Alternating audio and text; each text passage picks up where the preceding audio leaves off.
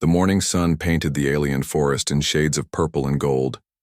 Dr. Jake Morrison walked slowly through the thick trees, his medical bag heavy on his shoulder. He was doing his daily patrol around the human colony on planet Zephyr 7. Colony had been here for 6 months now, and Jake's job was to check for dangers and collect plant samples. Jake stopped near a small stream to fill his water bottle. The water was clean and cold, flowing over smooth blue stones. As he bent down, he heard a soft sound from the bushes nearby. It was not the sound of any animal he knew from this planet. He moved the branches aside and gasped. A person lay on the ground, but not a human person. The being looked like a woman, but her skin was pale silver with light blue marks running down her arms and face. She was tall and thin, with long fingers and strange clothing made of shiny material. Blood covered her stomach where something had torn a deep wound. Jake forgot everything else. His training as a doctor took over. He did not think about the rules that said he must call the colony first before helping any alien life. He only saw someone who needed help. The woman was not awake, but she was breathing. Jake opened his medical bag and pulled out his tools. The wound was bad, but not too deep. He had seen worse injuries during his time as a field medic on Earth. He cleaned the blood away with sterile water and examined the cut carefully. "You are going to be okay," he said softly, even though she could not hear him. Jake always talked to his patients. It helped him stay calm. He worked quickly but gently. First, he cleaned the wound with antiseptic. The alien woman's blood was red like human blood, which surprised him. He used his needle and thread to close the cut with careful stitches. His hands were steady, just like when he had worked in the emergency room back on Earth. As Jake finished the stitching, the woman's eyes opened. They were large and bright green like emeralds. She looked at him with confusion and fear. Jake kept his movements slow and his voice gentle. "It's okay," he said. "I'm a doctor. I'm helping you." The woman watched him carefully. She tried to sit up, but Jake put his hand gently on her shoulder. "No, don't move yet. You need to rest." She seemed to understand his tone, if not his words. She lay back down and continued watching him. Jake noticed that her breathing was normal and her skin color was getting better. That was a good sign. Jake gave her a small dose of antibiotic from his kit. He was not sure if human medicine would work on her alien body, but the wound needed protection from infection. She did not resist when he gave her the injection. "There," Jake said, putting a clean bandage over the stitches. "That should help you heal." The woman made a soft sound, almost like singing. Jake thought it might be her way of saying thank you. She raised one hand and touched her chest, then pointed at him. Jake nodded and smiled. "My name is Jake," he said, pointing to himself. "Jake." She repeated the sound, though it came out more like Jacques from her lips. Then she pointed to herself and made a musical sound that Jake heard as Zara. "Zara," Jake repeated, and she nodded. Jake looked around the forest. He could not leave Zara here in the open where predators might find her. He remembered seeing a small cave nearby during his earlier patrols. It would be dry and hidden from view. "Can you walk?" Jake asked, making walking motions with his fingers. Zara understood. She tried to stand up, but she was still weak from blood loss. Jake put her arm around his shoulders and helped her walk slowly to the cave. It was only a few hundred yards away, but it took them almost 20 minutes to get there. The cave was perfect. It was clean and dry, with a narrow opening that would be hard to see from outside. Jake helped Zara sit down on a flat rock inside. From his pack, Jake pulled out a water bottle, some food bars, and a small first aid kit. He showed Zara how to drink from the bottle and eat the food. She tasted the food carefully at first, then ate more when she found it acceptable. Jake opened the first aid kit and showed her the bandages and antiseptic cream. He pointed to her wound, then to the supplies, trying to explain that she needed to change the bandage every day. Zara watched carefully as Jake demonstrated how to clean the wound and apply a new bandage. She was clearly intelligent and understood what he was showing her. "I have to go back to my people," Jake said, pointing toward the colony. "But I will come back tomorrow to check on you." He held up one finger, then pointed to the sun and made a circle motion to show one day passing. Zara nodded. She understood. As Jake prepared to leave, Zara caught his hand. She looked into his eyes and made that musical sound again. Longer this time. Even without understanding her language, Jake could tell she was grateful.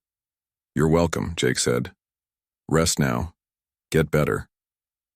Jake walked back through the forest toward the colony. His mind was full of questions. Who was Zara? Where did she come from? Were there others like her on this planet? He had never seen any signs of intelligent alien life during the colony's 6 months here. But one thing Jake knew for certain: he would keep Zara's secret until she was strong enough to decide for herself what to do next. He was a doctor, and his job was to heal people, no matter who they were or where they came from. The colony buildings came into view as the sun began to set. Jake would have to be careful about his visits to Zara.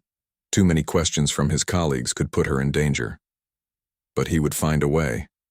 That was what doctors did. They found ways to help their patients, no matter what obstacles stood in their way.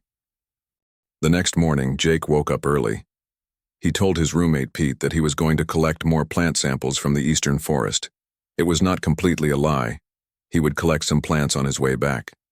Jake packed extra medical supplies in his bag. He also brought more food and a small blanket he had taken from his own bed.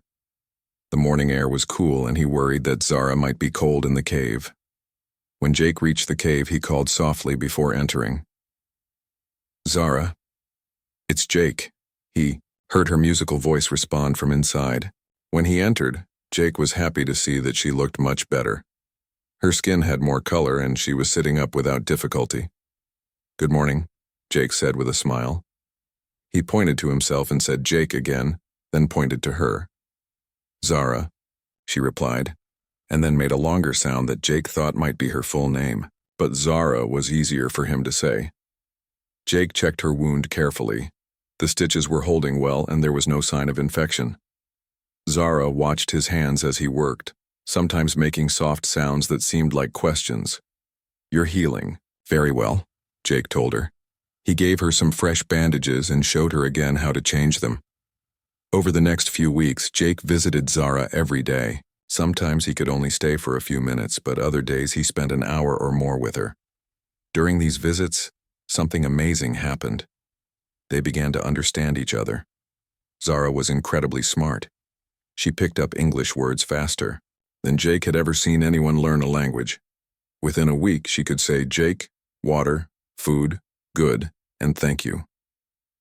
By the second week, she was making simple sentences.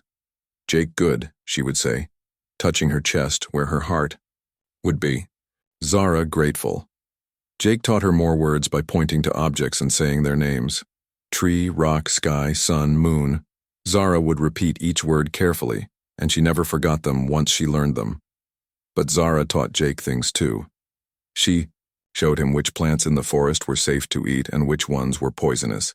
She warned him about dangerous animals by making sound effects and gestures. Once, she grabbed his arm and pulled him away from a path just minutes before a large predator came through the area. "How did you know that was coming?" Jake asked. Zara pointed to her ear and made a soft humming sound. Jake realized she could hear things that his human ears could not detect. As the days passed, Jake began to notice strange things about Zara. She seemed to know when other humans were nearby, even when Jake could not see or hear them. Twice, colony.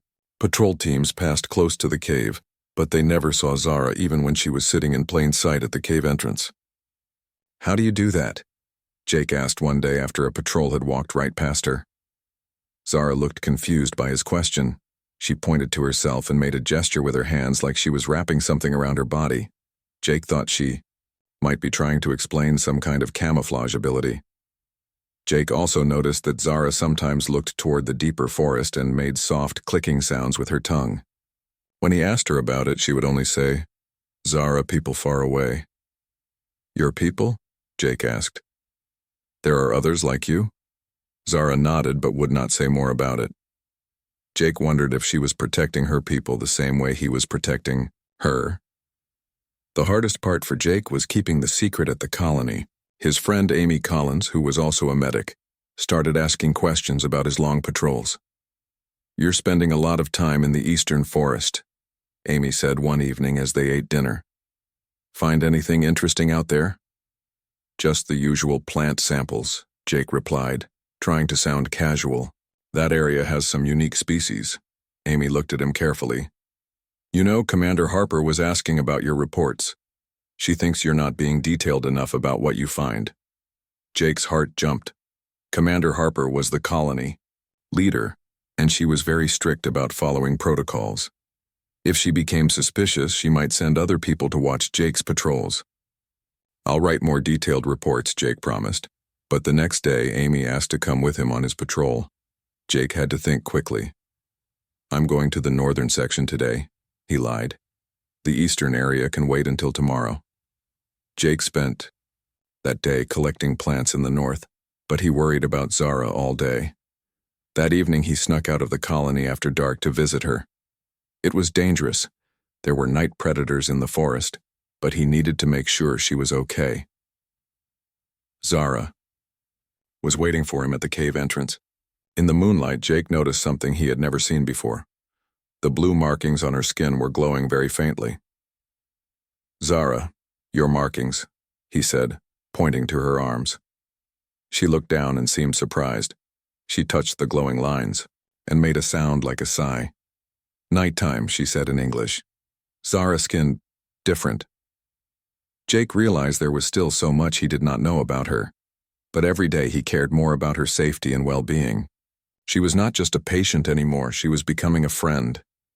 "Jake," Zara said softly. Why Jake help Zara? Jake people not know Zara people? It was a good question, and Jake thought about it carefully before answering. "Because you needed help," he said simply. "It doesn't matter if you're different from me. When someone is hurt, you help them. That's what good people do." Zara stared at him for a long time. Then she made that musical sound again, longer and more complex than before. Jake had the strange feeling that she was not just thanking him, but that she was making some kind of decision about him. "Jake, very good person," she said finally. Zara never forget Jake kindness. As Jake walked back to the colony in the darkness, he wondered what would happen when Zara was completely healed. Would she disappear back to her people? Would he ever see her again? The thought made him sad in a way he had not expected. 3 months had passed since Jake first found Zara in the forest. Her wound had healed completely, leaving only a thin silver line on her skin. She could now speak English well enough to have real conversations with Jake. But lately, she seemed worried about something. "Jake," Zara said one morning as he visited her cave. "Zara must show Jake something important. Very important." Jake looked at her serious face. "What is it?" "Zara people. They know about Jake people. They know about colony." Jake felt his heart stop. "What do you mean?" Zara stood up and walked to the cave entrance. Jake must come with Zara.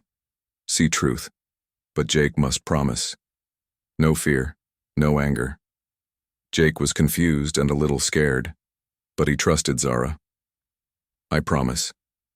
Zara led him deeper into the forest than he had ever gone before. They walked for 2 hours through thick trees and across small streams. Finally, they came to a wall of black stone covered with strange plants. Zara put her hand on the stone and spoke in her own language. The stone wall began to glow with the same blue light as her skin markings. Then, to Jake's amazement, part of the wall slid open like a door. "Follow Zara," she said, and stepped through the opening. Jake hesitated for only a moment, then followed her. Inside, he found himself in a tunnel with smooth walls that glowed softly. The tunnel was clearly made by intelligent beings, not by nature. They walked through the tunnel for several minutes. Then they entered a huge underground chamber that took Jake's breath away. The room was filled with beautiful structures that looked like they were grown rather than built. Strange plants gave off gentle light and water flowed in patterns that seemed impossible. But what shocked Jake most were the people. Dozens of beings like Zara moved through the chamber. They all had the same silver skin and blue markings, but Jake could see they were different ages and sizes. Some were clearly children playing games that involved making lights dance in the air. All activity stopped when Jake entered. Every person in the chamber turned to stare at him. Jake felt very small and very human. "Don't be afraid," Zara whispered. "They are curious, not angry." An older being approached them. He was taller than Zara, with more complex markings that seemed to shift and change as Jake watched. When he spoke, his voice was deep and musical. Zara answered in their language, and Jake heard his name mentioned several times. The older being looked at Jake with interest, then spoke to Zara again. "This is Elder Keth," Zara told Jake. "He is like your colony leader. He wants to know why Jake helped Zara." Jake looked at the elder, then at all the other faces watching him. He decided to be completely honest. "Because she was hurt," Jake said simply. "I'm a doctor. When I see someone who needs help, I help them. It doesn't matter who they are." Zara translated his words. Jake saw surprise on many faces, and the elder's markings glowed brighter. Elder Keth spoke again, and Zara looked uncomfortable as she translated. "He says Zara must tell Jake the truth now. All of it." Jake looked at Zara. "What truth?" Zara took a deep breath. "Jake, Zara is not just one of the people. Zara is..." She struggled with the English words. "Zara is the leader, the queen, the one who makes decisions for all the people." Jake stared at her. "You're their queen?" Zara nodded. The markings on Zara's skin, they show Zara is royal. The blue lines that glow at night, they are the sign of the ruler. Jake's mind was spinning. He had been treating an alien queen like any other patient. He had made her sleep in a cave and eat human food bars. "Why didn't you tell me?" he asked. "Because Jake treated Zara like a person, not like a queen. Jake was kind because Jake is good, not because Jake wanted something from Zara." Zara had never met someone like that before. Elder Keth spoke again, and this time his tone was more serious. Zara's face became sad as she translated. "Elder Keth says Zara must tell Jake about the big decision. The decision about Jake's people." "What decision?" Zara led Jake to a raised area where they could sit. Around them, her people continued their daily activities, but Jake could feel them listening. "Jake people are not first people to come to this world," Zara began. "Many different species have come here over many years. Some were good, some were bad. Zara's people learned to hide and watch first, before deciding what to do." Jake nodded, encouraging her to continue. "Zara's people have been watching Jake's colony since it arrived. We have technology Jake people do not have. Ships that fly between stars. Weapons that could destroy the colony in minutes. We could make Jake people leave if we wanted to." Jake felt cold fear in his stomach. "Are you going to make us leave?" "That is the decision the council must make," Zara said. "Some of Zara's people think Jake people are dangerous. They want to make the colony go away before it gets bigger. They think all species from Jake's part of space are violent and greedy." "And what do you think?" Jake asked quietly. Zara looked into his eyes. Zara thought the same thing. Until Jake found Zara in the forest. Jake could have left Zara to die. Jake could have called his people and made Zara a prisoner. But Jake chose to help. Jake chose kindness. Elder Keth approached them again and spoke to Zara. She nodded and turned back to Jake. "The council meets tomorrow night. They will decide the fate of Jake's colony. Some want to contact Jake people and offer them a chance to join our galactic community. Others want to force them to leave. Others want to..." She paused. "Want to..." "What?" Jake asked, though he was afraid of the answer. "Want to eliminate the threat before it grows," Zara said quietly. Jake understood. Some of Zara's people wanted to destroy the human colony. "What can I do?" Jake asked. "How can I help my people?" Zara stood up and walked to a wall covered with glowing symbols. Zara has been thinking about this for many days. There might be a way, but it requires Jake to trust Zara completely, just as Zara has learned to trust Jake. "I trust you," Jake said without hesitation. Zara smiled, the first real smile Jake had seen from her. "Then maybe there is hope for both our peoples." The next evening, Jake stood in the great council chamber deep underground. Hundreds of Zara's people had gathered in a circle around a raised platform where the elders sat. The chamber was lit by bioluminescent plants that pulsed gently, creating an otherworldly atmosphere. Jake was the only human present. His hands were shaking, but he tried to look calm. The future of everyone he cared about depended on what happened in this room tonight. Zara sat with the other council members, but she wore different clothing now, a flowing robe that seemed to be made of liquid starlight. Her blue markings glowed brighter than Jake had ever seen them. She looked like what she truly was, a queen. Elder Keth stood and began speaking in the alien language. His voice echoed through the chamber. Though Jake could not understand the words, he could hear the seriousness in the elder's tone. He is telling the council about Jake's people, Zara had explained earlier.